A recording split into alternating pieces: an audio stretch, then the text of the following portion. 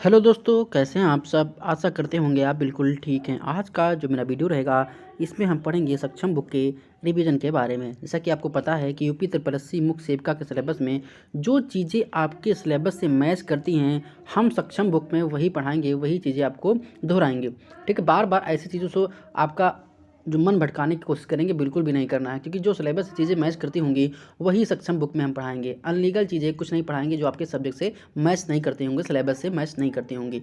ठीक है, और मैं आपको जानकारी दे दूँ कि अगर कोई आपसे ये बताता है कि सक्षम बुक के हम वन लाइनर या एमसीक्यू टाइप क्वेश्चन करवाते हैं, तो मैं आपको एक साफ सटीक बात बताना चाह रहा हूँ कि सक्षम बुक में ना तो कोई एमसीक्यू टाइप क्वेश्चन है और ना ही कोई वन लाइनर क्वेश्चन है। केवल थ्योरी और थ्योरी बेस्ड ये बुक है, जो कि आपको फ्री ऑफ कॉस्ट आंगनबाड़ी केंद्र पर उपलब्ध है। वहाँ पर आपको मिल जाएगी, किसी भी बुक स्टॉल पर ये आपको बुक नहीं मिलेगी। अगर कोई बेचता है तो समझ लीजिए वो अनलीगल तरीके से बेचता है, क्योंकि भारत सरकार द्वारा जारी की गई पोस्टर से संबंधित बुक होती है। ठीक है, ये आपको आंगनबाड़ी केंद्र में फ्री ऑफ कॉस्ट मिल जाएगी। जो आपके संपर्क में कोई भी आंगनबाड़ी कार्यकर्ता या सहायिका हों, उनसे आप ये हैंड बुक ले सकते हैं। ठीक है, और कहीं पर आपको ये बुक स्टॉल पर नहीं मिलेगी। ठीक है, अगर कोई बेच रहा है तो उसका अपना अलग तरीका है बेचने का, उस पर ध्यान न देते हुए। और मैं आपको बता दूं, मैं तो आपको पीडीएफ प्रोवाइड ही करवा देता हूं, जो आपके एग्जाम की दृष्टि से महत्वपूर्ण है। ठीक है, तो चलिए स्टार्ट करते हैं आज का वीडियो बिना किसी देरी के। अगर आप हमारे चैनल पर नए हैं तो प्लीज़ चैनल को लाइक करिए, शेयर करिए, सब्सक्राइब करिए और देखते रहिए हमारा अपना यूट्यूब चैनल एग्जाम आरजू क्लासेस। तो चलिए स्टार्ट करते हैं आज का वीडियो बिना किसी देरी के। मैं आपको बता दूं कि पिछले वीडियो में ये सारे टॉपिक डिस्कस कर चुके हैं, यानी कि पोषण प्रकार यानी कि सारे टॉपिक ये डिस्कस हो चुके हैं। बिल्कुल शॉर्ट और सटीक तरीके से बताया गया है पिछले कुछ वीडियो में। ये सारे टॉपिक ऑलरेडी हम डिस्कस हो चुके हैं। जिन्होंने नहीं देखा है तो हमारे यूट्यूब चैनल पर जाइएगा, वहाँ पर प्लेलिस्ट मिल जाएगी। प्लेलिस्ट में आपको सारे टॉपिक अच्छे से डिस्कस करने वाले हैं, डिस्कस किए हुए हैं। ठीक है, और ये सारे टॉपिक हम डिस्कस कर चुके हैं। आज हम बात करेंगे इन टीकों के बारे में। ठीक है, कि इसमें क्या होता है। ठीक है, चलिए स्टार्ट करते हैं आज का वीडियो।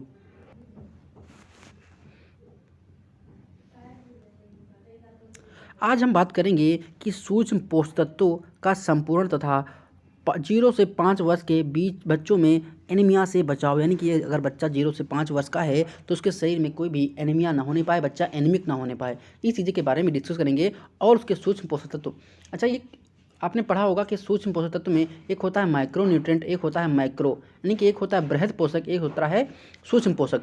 तो ये होते क्या हैं? जब जिन तत्वों की हमारे शरीर को बहुत ज़्यादा आवश्यकता होती है वो हमारे बृहद पोषक होते हैं, और जिन तत्वों की हमारे शरीर को कम आवश्यकता होती है वो हमारे सूक्ष्म पोषक तत्व होते हैं। इसका मैं अलग से एक वीडियो बना चुका हूँ, हमारे चैनल पर जाइएगा। जो मुख्य सेविका के नाम से इंपॉर्टेंट फैक्ट्स की क्लास है, उसमें अब तक 60-65 क्लासें हो चुकी हैं। उसको आप देखिएगा तो आपको सारी चीज़ें समझ में आ जाएंगी। उसका अलग से वीडियो में बना चुका हूँ कि सूक्ष्म पोषक तत्व क्या होते हैं और बृहद पोषक तत्व क्या होते हैं। आज हम इस वीडियो में डिस्कस करने वाले हैं।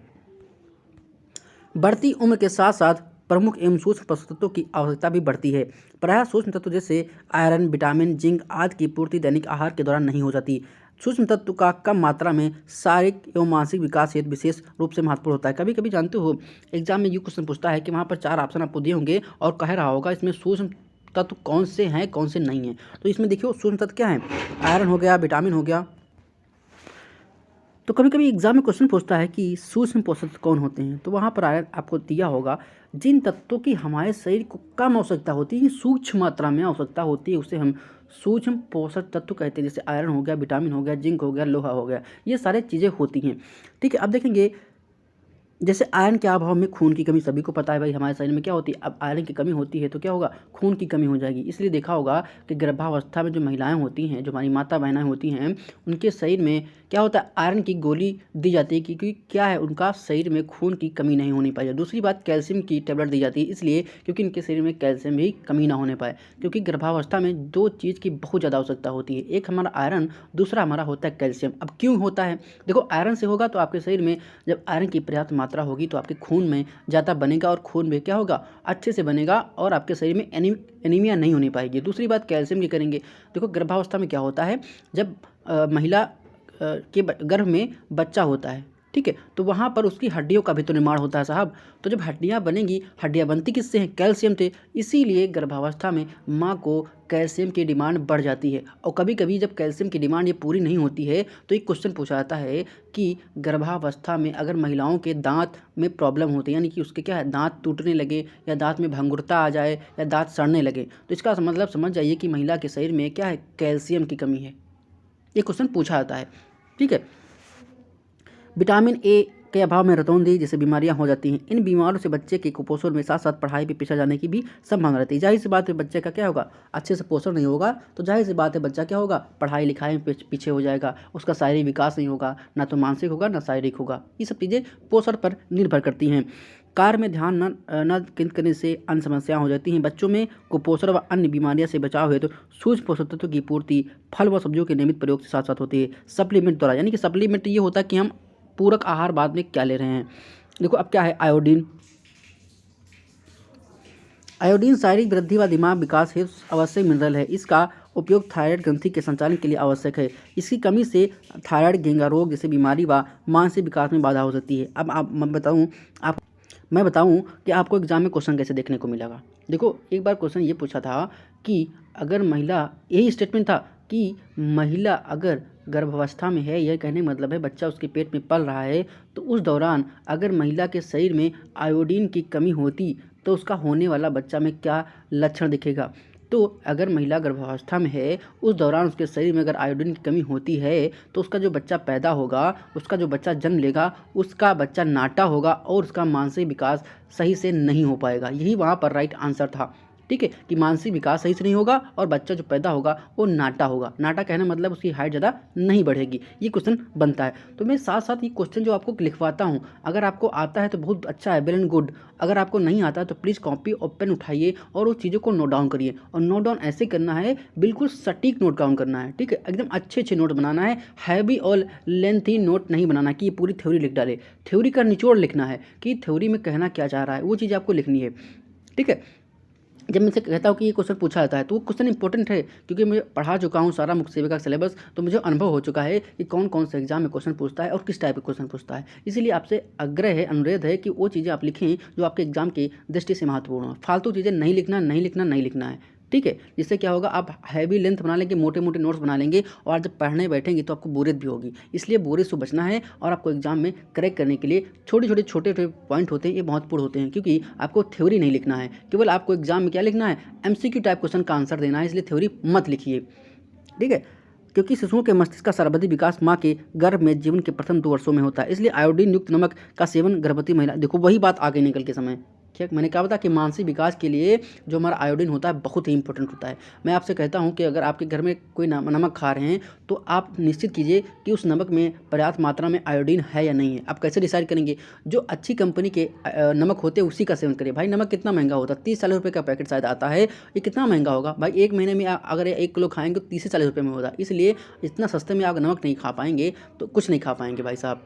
ठीक है, तो आप अच्छा करिए कि अच्छा नमक खाइए, घर में सभी को खिलाइए। अच्छा फ़ायदा, कौन नमक कोई एक्स्ट्रा तो खा नहीं पाएगा भाई। नमक ऐसी कोई चीज़ तो है नहीं कि नमक एक मुट्ठी लिए और फाँक गए, ऐसा नहीं होगा। आपको 1 चुटकी नमक 2 चुटकी जो पड़ता है वही है, इसलिए अच्छा नमक खाइए। नेक्स्ट बात करेंगे हम जिंक की। अब देखो जेडन, जिंक का फार्मूला क्या होता है, जेडन यहाँ पे देखो कैसे बना है साहब, ये गोलियों से जिंक बना दिया, ZN बना है, ये ZN बना है जिंक। ठीक है, जिंक की कमी के कारण रोग प्रतिरोधक क्षमता में कमी आती है। अगर आपके शरीर में जिंक की कमी होगी तो आपके अंदर शरीर में रोगों से लड़ने की जो क्षमता है वो कम हो जाएगी। यही लिख लीजिए, बस यही इतना लिखना है। जिंक शरीर के पाचन तंत्र को सुदृढ़ करने में सहायक है तथा अन्य क्रियाओं के संचालन में भी मदद करता है। दस्त के समय जिंक देने से दस्त की अवधि व तीव्रता में दोनों में कमी आती है। एक होता है जिंक ORS। ORS के मैं फुल फॉर्म बता चुका हूँ कि ओरल रिहाइड्रेशन साल्ट। कभी कभी एग्जाम में इसका फुल फॉर्म पूछ लेता है। तो बच्चों में कभी कभी जब दस्त होता है तो वहाँ पर जिंक ORS का घोल दिया जाता है, और जिंक ORS का जो घोल होना चाहिए 4 या 5 घंटे के बाद घोला हुआ नहीं पिलाना चाहिए। यानी कि अगर आप घोल रहे हैं तो उसे ताज़ा ताज़ा घोल के पिलाएं। कभी भी 4 या 5 घंटे बाद अगर रखा हुआ है तो बच्चे को ना पिलाएं, उसको फेंक दें। ठीक, ताज़ा बनाकर पिलाएं, कम बनाएं, अच्छा बनाएं और बच्चे को पिला दें, यानी कि उसको रखना नहीं है। ठीक है, नेक्स्ट है 14 दिनों तक जिंक की गोलियां मां के दूध में मिलाकर अब अथवा पानी के साथ ली जाती हैं। 2 माह से 6 माह तक बच्चे को आधी गोली मां के दूध में घोलकर पिलानी है। 6 माह से 5 वर्ष तक बच्चे को एक गोली 20 मिलीग्राम साफ पानी में या मां के दूध में घोलकर पिलाएं। यानी कि ये देने का तरीका बताया गया, ये कभी एग्जाम में नहीं पूछा जाता है। नेक्स्ट बात करेंगे विटामिन की। ये भैया आपके सिलेबस में विटामिन तो अलग से टॉपिक ही दे दिया है विटामिन के बारे में, ठीक है। विटामिन कम मात्रा में किंतु आवश्यक सूक्ष्म पोषक तत्व हैं जिनकी सहायता से अन्य पोषक तत्वों का अवशोषण करने में मदद मिलती है। इन एवं फेफड़ों व लीवर के सही संचालन हो पाता है। विटामिन विभिन्न प्रकार के होते हैं, जैसे विटामिन के का EDA-B कॉम्प्लेक्स, ADE कॉम्प्लेक्स आता है, ठीक। बी कॉम्प्लेक्स कहने का मतलब B1 B2 B3 आते हैं ना। देखो बी में क्या है, विटामिन बी में क्या है, B1 होता है, ठीक, B2 होता है, B3 होता है, B12 होता है, ये हमारे बी कॉम्प्लेक्स होते हैं। यानी कि तमाम कॉम्प्लेक्स मतलब होता है कई प्रकार के। एक होता है सिंपल, आपने पढ़ा होगा सिंपल, ठीक, कम्प्लेक्स, कंपाउंड पढ़ा होगा ना, simple sentence, complex and compound पढ़ा होगा। तो कॉम्प्लेक्स मतलब होता है कई विटामिनों का योग, ठीक, वो हमारा कॉम्प्लेक्स होता है बी कॉम्प्लेक्स, वो विटामिन बी कॉम्प्लेक्स बोला जाता है। उसमें B1 B2 B3 5 और आपके B12 शामिल होती हैं, ठीक है। नेक्स्ट बात करेंगे विटामिन, इनमें विटामिन ए एवं छोटे बच्चों के विशेष महत्व है। विटामिन ए शरीर की रोगों प्रतिरोधक क्षमता को बढ़ाता है, दस्त तथा श्वास संबंधी संक्रमण से बचाता है और आंखों में सबसे ज़्यादा तो आपने देखा होगा कि विटामिन ई की कमी से रोग होता है। विटामिन ए की कमी से रोग होता है, वो पर रतौंधी होता है। इसीलिए आप जब भी विटामिन ए की शरीर में आपकी कमी होती है तो आप पीले फल का सेवन करें। अब पीले फल होते क्या हैं, जैसे आम हो गया, पपीता हो गया, ठीक है, आम हो गया, पपीता हो गया, आपका गाजर हो गया, इनका सेवन करें। अब कुछ लोग कह रहे होंगे गाजर सर एक लाल भी आती है, एक नारंगी भी आती है, पीली और नारंगी आती है, तो आज जो पीली वाली आती है उसका सेवन करें, उसमें पर्याप्त मात्रा में क्या होता है, विटामिन ए होता है, ठीक है। तो ऐसे चीज़ें आप एग्जाम में पूछा जाता है। नेक्स्ट बात करेंगे, अब देखो लक्षित समूह विटामिन ए मात्रा कब दें और एक क्या है, अब देने का तरीका पूछा गया है।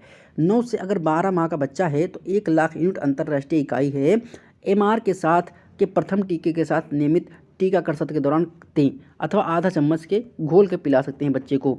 नेक्स्ट बात करेंगे, अगर 16 से 24 माह का यानी कि बच्चा 1.5 से 1 साल का है, 2 साल का है, तब क्या होगा, 2 लाख यूनिट अंतर्राष्ट्रीय इकाई MR के दूसरे टीके के साथ नियमित टीकाकरण सत्र के दौरान और पूरा चम्मच 2 ml का देना है। 2 से ये कभी नहीं पूछा था, मैं आपको बता रहा हूँ कि आपको समझ में आना चाहिए। 2 लाख अंतर्राष्ट्रीय यूनिट 6 माह के अंतराल पर बाल स्वास्थ्य पोषण के माहों के दौरान पूरा चम्मच 2 ml का देना चाहिए। ये कभी भी एग्जाम में नहीं पूछा जाता है। अब देखेंगे पोर्टिफिकेशन क्या होता है। फूड पोर्टिफिकेशन अथवा खाद्य पौष्टिकरण ऐसी प्रक्रिया है जिसके माध्यम से समुदाय द्वारा दैनिक खाए जाने वाले पदार्थ जैसे विटामिन या खनिज जैसे आवश्यक सूक्ष्म पोषक तत्व की मात्रा बढ़ाई जाती है, ताकि इन खाद्य पदार्थों की पोषण में मानक में सुधार हो सके और न्यूनतम लागत पर सार्वजनिक स्वास्थ्य लाभ प्राप्त किया जा सके। आयोडीन नमक व्यापक सफल पोर्टिफिकेशन का अच्छा उदाहरण है। इसके अतिरिक्त बाजार में तेल, आटा, बिस्कुट भी पोर्टिफाइड रूप में मिलते हैं। पोर्टिफाइड करने मतलब है कि अगर कोई खाद्य पदार्थ आप खा रहे हैं उसमें पौष्टिक कण कैसे मिलाएं, कैसे बढ़ाएं, यही होता है हमारा फूड पोर्टिफिकेशन या खाद्य पौष्टिकरण, ठीक है। भारत सरकार द्वारा पोर्टिफाइड चावल जैसे सामान्य चावल में पोषक तत्व जैसे iron, folic acid, vitamin, mineral का मिश्रण होता है, सेवन का फोकस किया जा रहा है। इसके अतिरिक्त गेहूं के आटे, दूध, खाद्य तेल और डबल पोर्टिफाइड नमक सहित कुल 5 श्रेणियों में पोर्टिफिकेशन के मानक तैयार किए गए। देखो मानक क्या है, गेहूँ, आटा, चावल, iron, vitamin B12, folic acid के साथ। अब विटामिन B12 में अब क्वेश्चन कैसे बनता है कि ऐसी विटामिन बताइए जिसमें हमको कोबाल्ट मिलता है, कोबाल्ट धातु मिलती है, तो हमारी विटामिन होती है विटामिन B12। विटामिन B12 में कोबाल्ट धातु मिलती है जो इसका रासायनिक नाम क्या है, इसका रासायनिक नाम क्या है विटामिन B12 का, साइनाकोबाल्मिन। क्या है ना, साइनोकोबाल्मिन आने कोबाल्मिन में नाम है ना, तो कोबाल्मिन से आप रखिए कोबाल्ट, ठीक है। नेक्स्ट हमारा है दूध और खाद्य तेल विटामिन A और D के साथ। जो आपके दूध होता है उसमें कैल्शियम भी पाया जाता है, ठीक है, और विटामिन डी भी पाया जाता है। और मैं बता दूं विटामिन डी सूर्य का जो प्रकाश होता है उसमें अत्यधिक मात्रा में पाया जाता है। इसी बच्चे को देखा होगा जनरली में घर का जो बच्चा नवजात शिशु होता है उसको क्या करते हैं मम्मी, सरसों का तेल लगा के धूप में क्या करती है, सुखाती नहीं है, धूप पे टहलाती है कि उसकी हड्डियाँ मजबूत हो जाए, विटामिन डी मिल जाए। नेक्स्ट है डबल पोर्टिफाइड नमक, आयोडीन और आयरन के साथ ये होते हैं। नेक्स्ट बात करेंगे पोर्टिफाइड चावल का स्वाद सामान्य चावल के जैसा ही होता है, बल्कि गुणवत्ता में सामान्य चावल से अच्छा होता है। पोषण तत्वों के साथ मिलने के कारण रंग थोड़ा अलग रहता है, यानी कि अगर नॉर्मल चावल की बात करेंगे तो उसका कलर दूसरा होगा, और अगर आपका पोर्टिफाइड चावल है उसका कलर दूसरा होगा, ठीक है। पोर्टिफाइड खाद्यों में पदार्थों के लिए एक F+ लेबल लॉन्च किया गया है, यानी कि जो आप मार्केट से कभी कभी जो सामान लेने जाते हैं उस पर प्लस अगर F लिखा है तो F का मतलब पोर्टिफाइड फूड, फोर्टिफाइड फूड होता है, एफ मतलब इस पर फोर्टिफाइड लेबल लगा होता है कि अच्छा चावल है या अच्छा सामान है। इसका कोई मतलब नहीं, पढ़ने से मतलब नहीं है। नेक्स्ट बात करेंगे आयरन। आयरन एक प्रकार का मिनरल है जो शरीर में हीमोग्लोबिन बनाने में सहायक है। इसकी सहायता से शरीर में ऑक्सीजन पहुंचती है तथा अभाव में शरीर की खून कमी होती है, इससे एनीमिया का था, सभी को पता है भाई साहब। नेक्स्ट है बच्चों में एनीमिया था उसकी रोक। तो मैं जल्दी जल्दी इसलिए पढ़ा रहा हूँ कि देखो कम समय में ज़्यादा आउटपुट, ठीक है, हम कम समय में ज़्यादा आउटपुट देते हैं। ऐसा नहीं घंटे भर पढ़ाएं और क्वेश्चन बताएं केवल 4, उसी में हैं करते रहेंगे, इससे कोई मतलब नहीं है। आपको कम समय में ज़्यादा क्वेश्चन बताएं, इससे आपका एग्जाम अच्छे से निकल जाए। नेक्स्ट बात करेंगे एनीमिया की व्यापकता सबसे अधिक 5 वर्ष से कम आयु के बच्चे में है। प्रदेश में लगभग 1/3 6 से 59 माह की आयु के बच्चे, यानी 6 से 59 माह कहने का मतलब 12 पंचे 60, यानी कि 5 साल तक, ठीक है, 59 माह दिया मतलब 5 साल। एनीमिया से ग्रसित छोटे बच्चे में आयरन बौद्धिक विकास के लिए आवश्यक है। एनीमिया के कारण बच्चों में आरंभिक जीवन में सीखने की क्षमता प्रभावित होती है, जिसका प्रभाव भविष्य में पड़ता है। इसके साथ ही मानसिक विकास में बाधा, किसी भी गतिविधि रुचि न लेना, पढ़ाई में पिछड़ जाना, पढ़ते वक्त ध्यान न केंद्रित कर पाना, सीखने समझने में विलम्ब होना, ये एनीमिया के लक्षण होते हैं। भाई जब खून में शरीर बच्चे में जब शारीरिक कमजोरी होगी तो बच्चा बैठ नहीं पाएगा कि 2-4 घंटे बैठ के पढ़ ले। तो आप ही है, अगर आप हम लोग हैं, जैसे हमारे शरीर में खून की कमी है तो हमारा शरीर क्या होगा, कमज़ोर हो जाएगा, ना तो हम बैठ पाएंगे, ना तो हम कुछ काम कर पाएंगे। अगर काम करेंगे तो हमारे अंदर चिड़चिड़ापन आएगा, गुस्सा गुस्सा घूमेंगे, नींद आएगी, सुस्ती आएंगे, सो जाएंगे। तो क्या है, सही से विकास भी नहीं हो पाएगा, ना पढ़ पाएंगे ना लिख पाएंगे, बस दिन भर सोते रहेंगे, कमज़ोर रहेंगे। ये चीज़ होती है शरीर में पोषक तत्वों की कमी से होने वाले लक्षण। नेक्स्ट बात करेंगे बच्चों के लीवर में आयरन का स्टोर लगभग 4 से 6 माह तक ही होता है, जो दैनिक आवश्यकता की पूर्ति की इस अवधि के दौरान 6 माह के बाद दैनिक आवश्यकता को पूरा करने के लिए बच्चे को सप्लीमेंट तौर पर आयरन सिरप के रूप में दिया जाता है। कभी कभी बच्चे को सप्लीमेंट, जानते हो क्या होता है सप्लीमेंट? ये होता है कि आप पूरक, अगर आप मान लो अगर आप खाना से नहीं खा पा रहे हैं, आयरन की पूर्ति नहीं कर पा रहे हैं, तो आप सप्लीमेंट ले लीजिए। सप्लीमेंट कहने मतलब आप सिरप पी लीजिए, कोई आयरन वाली, मार्केट में जाइए, डॉक्टर से कंसल्ट करिए और अगर कोई आयरन वाली आपको सिरप लिखते हैं तो पी लीजिए, क्योंकि आप क्या खाने में सही पर्याप्त मात्रा में आयरन युक्त भोज्य पदार्थ नहीं ले रहे हैं, उसकी जगह पर आप सप्लीमेंट ले सकते हैं। सप्लीमेंट कहने मतलब आप सिरप पी सकते हैं। नेक्स्ट बात करेंगे खुराक और मात्रा की सावधानियाँ। देखो ये सप्लीमेंट की सिरप की कोई नाम दिया हुआ पता नहीं, दिख नहीं रहा है। कुल कुल 100 खुराक पर 1 वर्ष में प्रति खुराक 1 ml आयरन सिरप सप्ताह में 2 बार 52 सप्ताह तक के लिए बच्चे को देना चाहिए। बच्चे को खाना खाने के बाद 1 ml आयरन सिरप पिलाएं। या ध्यान रहे कि बच्चे को खाली पेट आयरन सिरप कभी भी ना पिलाएं, यानी बच्चे को कभी भी आयरन की जो सिरप है वो खाली पेट ना पिलाएं। बच्चा जब खाना खा लिया हो, यानी खाना खाने के बाद बच्चे को देना चाहिए, भोजन ग्रहण कर ले उसके बाद। माँ बच्चे की देखभाल करने वाले समझाएं कि आयरन सिरप पिलाने से बच्चे को काला पैखाना हो सकता है और सामान्य यह बात है, यानी कि अगर बच्चे को आप आयरन सिरप दे रहे हैं तो बच्चे की जो पोटी होगी, बच्चा जो मल त्याग करेगा उसका जो कलर होगा वो येलो ना होकर के काला होगा, यानी ब्लैक होगा। यहाँ पे लिखा भी है, सामान्य से बात है, यानी कि काला पैखाना हो जाएगा। पैखाना का मतलब है उसका वाशरूम, यानी कि उसका मल, ठीक है, उसको आप याद रखिए। यदि बच्चे को तेज बुखार है तो IFA सिरप पिलाना बंद करती हैं तथा यहाँ पे लिखा IFA, इसका मतलब क्या लिखा है, iron folic acid. Iron folic acid कभी कभी देखो आपको शॉर्ट टर्म भी याद रखना है। कभी कभी ऐसा एग्जाम में होता है जो आपका एग्जाम में पेपर बनता है वो गूगल ट्रांसलेट किया होता है, इसीलिए आपने कभी कभी देखा होगा। मैं आपको थोड़ा ज्ञान की बात बता रहा हूँ, उसके बाद थोड़ा पढ़ते तो आप रोज ही हैं, लेकिन मैं आपको ज्ञान की बात बता रहा हूँ। कभी कभी ऐसा होता है कि आप एग्ज़ाम दे रहे हैं तो इंग्लिश मीडियम का अलग होता है, हिंदी मीडियम का अलग होता है, ठीक है। इधर मान लो इंग्लिश मीडियम है, इधर आपका हिंदी मीडियम है, ठीक है, मैं समझाने की कोशिश कर रहा हूँ। तो वहाँ पर जो पेपर बनता है वो इंग्लिश मीडियम बनता है, ठीक है, उसका इंग्लिश मीडियम पेपर बनेगा और उसका ट्रांसलेट हिंदी में होता है। अच्छा, अब घंटों भर बैठ के ट्रांसलेट करेगा कौन? तो जो बनाने वाले पेपर होते हैं वो गूगल ट्रांसलेट कर देते हैं। और तो कभी कभी गूगल ये करता है, कुछ जो इंग्लिश के वर्ड होते हैं वो हूबहू लिख देता है हिंदी में, हूबहू हिंदी में लिख देता है। तो आपको हिंदी के साथ इंग्लिश भी आनी चाहिए और शॉर्ट फॉर्म भी याद आना चाहिए। और आपको बता दूं, जो एग्ज़ाम होता है वहाँ पर टर्म और कंडीशन लिखी होती हैं और उस पर ये लिखा होता है कि अगर कोई क्वेश्चन विवादित है तो उसका इंग्लिश वर्जन ही मान्य होगा। समझे बात को? अगर कोई क्वेश्चन विवादित है, यानी आपको गलत लग रहा है, हिंदी में गलत टाइप हुआ है, तो उसका जो माना जाएगा वो इंग्लिश में ही सही वर्जन माना जाएगा।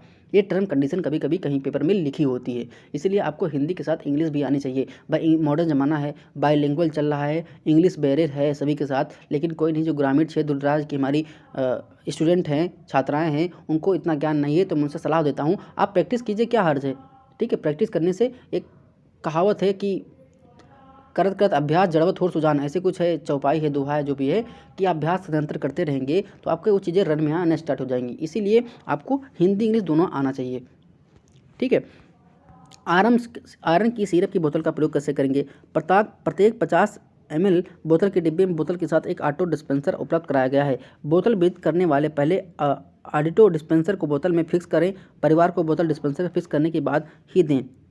इसका कोई मतलब हमको लग नहीं रहा है, क्योंकि ये इंपॉर्टेंट है नहीं, क्योंकि कभी भी आयरन की बोतल का प्रयोग करने के लिए नहीं बताता है, जनरली सी बात है। एल्बेंडाजोल, ये मोस्ट इंपॉर्टेंट है। आप बताएंगे कैसे इंपॉर्टेंट है? ये बहुत इंपॉर्टेंट है, ये क्वेश्चन बहुत इंपॉर्टेंट है, क्योंकि मैं जब MCQ टाइप क्वेश्चन करवा रहा था तो वहाँ पर क्वेश्चन बार बार घूम में आता था कि अगर बच्चों में, ध्यान से सुनिएगा क्वेश्चन, अगर बच्चों में कृमि संक्रमण होता है, कौन सा कृमि संक्रमण होता है, तो वहाँ पर एल्बेंडाजोल की जो दवा दी जाती है उसकी खुराक पूछा था, इसकी कितनी खुराक दोगे, तो वहाँ पर जो राइट आंसर होता है कि बच्चे को हम 400 मिलीग्राम की टेबलेट बच्चे को देंगे अगर उसको कृमि संक्रमण हुआ है। कृमि संक्रमण हुआ है तो 400 मिलीग्राम को हम टेबलेट देंगे एल्बेंडाजोल टेबलेट होती है।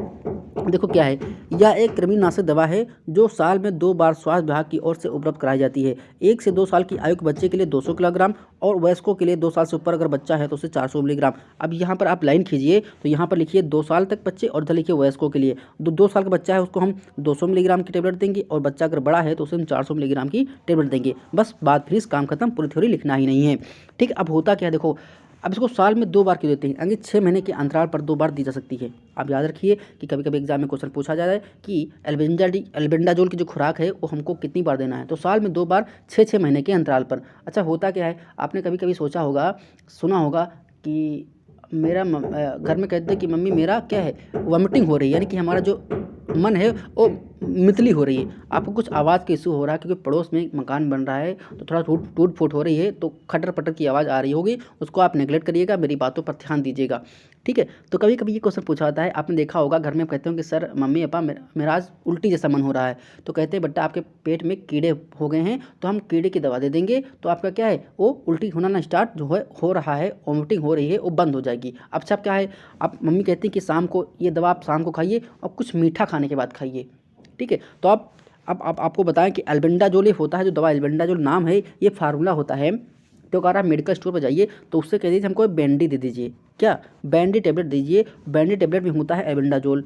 अगर अलग अलग कंपनियां अलग अलग अपनी कंपनी से अपना टेबलेट लॉन्च करती हैं, लेकिन फार्मूला वही होता है, सब में एल्बेंडाजोल होता है। तो आप एल्बेंडाजोल की 6 महीने के अंतराल पर टेबलेट खा सकते हैं अगर आपके अंदर कृमि संक्रमण है, यानी कि आपके अंदर पेट में कीड़े हैं। समझ लीजिए, सिंपल सी बात है, सभी से रूबरू हैं लेकिन जानता कोई नहीं है, बस छोटी सी चीज़ है आपको बता देते हैं तो आपको लगता है कि हाँ बहुत अच्छा बता दिए, ये सही भी है। ठीक है, नेक्स्ट बात करेंगे 5 वर्ष तक के बच्चों में सूक्ष्म पोषक तत्वों की खुराक। देखो इसको आप ऐसा करिए, इसको आप क्या करिए, इसको आप स्क्रीनशॉट के तौर पर लिख लीजिए। इसमें कुछ पढ़ाने वाले देखो वहीं पे लिखा, एल्बेंडाजोल अगर बच्चा 1 से 1.5-2 वर्ष का है तो आधी गोली, अगर 5 वर्ष का तो पूरी गोली राष्ट्रीय कृमिनाशक मुक्ति दिवस के रूप में से दिया जाता है। ऐसे आप याद करिए। नियमित टीकाकरण आपके सिलेबस में है भी। टीकाकरण आंगनबाड़ी कार्यकर्ती 6 सेवाओं में से एक प्रमुख सेवा है। यह शिशुओं के जानलेवा बीमारों से बचाने या सुरक्षित रखने के लिए आवश्यक है। टीकाकरण सबसे प्रभावी और कम लागत में हस्तक्षेप है। अच्छा, एक मैं बता दूं, मैं आप लोगों से क्वेश्चन करूंगा एक, कि प्राकृतिक टीकाकरण किसे कहते हैं। क्वेश्चन पूछा गया है कि प्राकृतिक टीकाकरण किसे कहते हैं। आपको आता है कि नहीं आता है? आता नहीं है तो मैं तुमको आप लोगों को बता रहा हूँ कि प्राकृतिक टीकाकरण, माँ के दूध को प्राकृतिक टीकाकरण कहते हैं। राइट आंसर, बात खत्म, मामला खल्लास। माँ के दूध को, जिसे हम, जो माँ का पहला गाढ़ा पीला होता है उसकी बात कर रहे हैं, जो माँ का पहला गाढ़ा पीला दूध होता है जिसे हिंदी में खीस और इंग्लिश में कोलेस्ट्रम बोलते हैं, वो हमारा प्राकृतिक टीकाकरण होता है। क्यों होता है? क्योंकि माँ का जो पहला पीला गाढ़ा दूध होता है उसमें रोग प्रतिरोधक क्षमता बहुत ज़्यादा होती है, यानी कि बच्चे को, आपने देखा होगा जब बच्चा माँ को जन्म देती है उस दौरान जो बच्चे माँ का दूध निकलता है वो बच्चे को दिया जाता है आधा घंटा या घंटे के बाद। इसलिए रहता है क्योंकि माँ के जो दूध में बहुत ज़्यादा पावर होती है। ठीक है, माँ के दूध में बहुत ज़्यादा पावर होती है, इसीलिए बच्चे को दी जाती है, क्योंकि उसमें उच्च मात्रा में कार्बोहाइड्रेट, विटामिन, वसा, खनिज लवण सब कुछ होता है, इसीलिए वो टीके का काम करता है, इसीलिए उसे प्राकृतिक टीकाकरण काम दिया जाता है। भाई उसमें किसी प्रकार की दवा नहीं दी गई, वो प्राकृतिक है, मम्मी के पास बना और बच्चे को दे दिया गया, वो हमारा प्राकृतिक टीकाकरण होता है। ठीक है, यदि महत्वपूर्ण टीकाकरण बात करते हैं, जागरूकता फैलाई जाए, अभिभावकों और देखभालकर्ताओं के पास टीकाकरण चक्र के बारे में आवश्यक जानकारी उपलब्ध हो, जिससे उन्हें पता चले कि, यानी कि एक कार्ड बनता है, बच्चे का जन्म होता है वहाँ पर एक कार्ड होता है, ठीक है। उस कार्ड पे लिखा होता है कि बच्चे का वजन कितना है, 2 महीने में वजन कितना है, 3 महीने में वजन कितना है, उसकी हाइट कितनी है। अब उसको पहले जब बच्चा जन्म लिया था उसे BCG का टीका, हेपेटाइटिस बी का टीका लगाया गया, ठीक। अब और टीका लगना है, उसके पास एक कार्ड होता है, उस कार्ड में सब कुछ लिखा होता है कि अगले मंथ अब कौन सा टीका लगना है। तो ये सब जानकारी आंगनबाड़ी सहायिका कार्यकर्ता के पास होती है, और के अभिभावक हैं, उसके जो मम्मी पापा हैं, उसकी भी रिस्पॉन्सिबिलिटी होती है कि बच्चे को उस कार्ड देखें और पता चलना चाहिए कि अगला टीका कौन सा लगना है, उसे निश्चित समय पर टीका लगवा देना चाहिए। भाई टीका क्या होता है, रोग प्रतिरोधक क्षमता को बढ़ाता है। अब देखिए ये बहुत इंपॉर्टेंट है,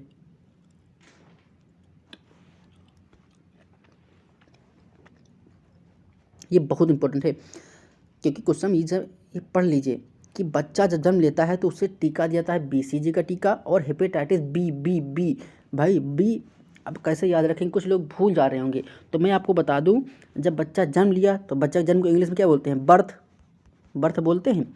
तो बर्थ कैसे याद करेंगे, vitamin hepatitis B, hepatitis B, देखो लिखा hepatitis B for birth, B for B, यानी जन्म समय बच्चा जन्म लिया, बर्थ किया, तो बी फॉर बर्थ और बी फॉर हेपेटाइटिस बी। बात खत्म। आप सोच रहे होंगे हेपेटाइटिस बी दे कि सी दे, कन्फ्यूजन होगी ना, तो हेपेटाइटिस बी देंगे, बी जन्म समय बी, बर्थ किया ना तो बर्थ किया बी, हेपेटाइटिस बी, काम खत्म। याद हो गया, आप कभी भी नहीं भूलेंगे ऐसा याद करने के। OPV मतलब ओरल पोलियो वैक्सीन, ये 0 खुराक दी जाती है। अब बच्चा देखो जब 6, 10 और 14 सप्ताह का होता है तो OPV यानी कि ओरल पोलियो वैक्सीन की 1, 2, 3 खुराक दी जाती हैं। पेंटावलेंट एक होता है टीकाकरण, पेंटावलेंट ये हम पढ़ा चुके हैं, इसको भी बताएं। वो भी दिया जाता है, फ्रैक्शन IP दिया जाता है, रोटावायरस वैक्सीन दी जाती है, न्यूमोकोकल कंजुगेट वैक्सीन होती है वो भी दी जाती है। अब बात करेंगे 9 से 12 माह के बच्चे, इसको आप याद कर लीजिए साहब, ये कभी बहुत सबसे ज़्यादा तो ये वाला पूछा था, जन्म के तुरंत बाद ये वैक्सीन दी जाती है, इसको आप याद रखिएगा, ये क्वेश्चन में बार एग्जाम में पूछा आता है। अब देखेंगे 16 से 24 माह में DPT का बूस्टर टीका, यानी कि जो DPT दिया गया था, ठीक है, उसका बूस्टर टीका खसरा, OPV, जैपनीज, अगर किसी बच्चे महिला को, जहाँ पर देखो सब जगह जैपनीज़ का टीका नहीं दिया जाता है, जैपनीज जो बुखार होता है सब जगह पर इसका टीका नहीं दिया जाता है, कुछ ही चीज़ें हैं वहाँ पर दिया जाता है, उसको आप याद रखिएगा। अब देखो 5 वर्ष की उम्र तक विटामिन A, ठीक है, 10 वर्ष तक, ये बहुत इंपॉर्टेंट पूछा, 10 वर्ष और 16 वर्ष पर TD का टीका। अब महिला में है TD का टीका दिया था, इसको आप याद रखिएगा। अब देखो जो आप ऊपर लिखे थे शॉर्ट फॉर्म OPV, अब पेंटावल वैक्सीन में diphtheria, pertussis, tetanus, hepatitis B, हिमोकोकल इन्फ्लुएंजा शामिल हैं। फ्रैक्शन आइपलिन पोलियो इंजेक्शन, जैपनीज एम्प्लाइज, विटामिन 6, ये सब क्या है, उसका फुल फॉर्म है, इसको आप याद कीजिए, इसको आप लिख लीजिएगा अपनी कॉपी पे। नेक्स्ट वीडियो में हम बताएंगे कि 16 था पोस्टर, इसके बारे में पढ़ेंगे। फिलहाल आज के लिए इजाज़त है, मिलते हैं नेक्स्ट वीडियो में। अगर आपको वीडियो पसंद आया और मैं बता दूं जिन लोगों को PDF चाहिए तो वीडियो के डिस्क्रिप्शन बॉक्स में टेलीग्राम चैनल का लिंक है, आप उस पर क्लिक करके हमारे टेलीग्राम चैनल जुड़ जाइएगा और वहाँ पर आपको PDF मिल जाएगी। PDF को आप डाउनलोड करके प्रिंट आउट करके भी पढ़ सकते हैं। मिलते हैं नेक्स्ट वीडियो में, धन्यवाद, शुक्रिया, आपका दिन शुभ हो, मंगलमय हो।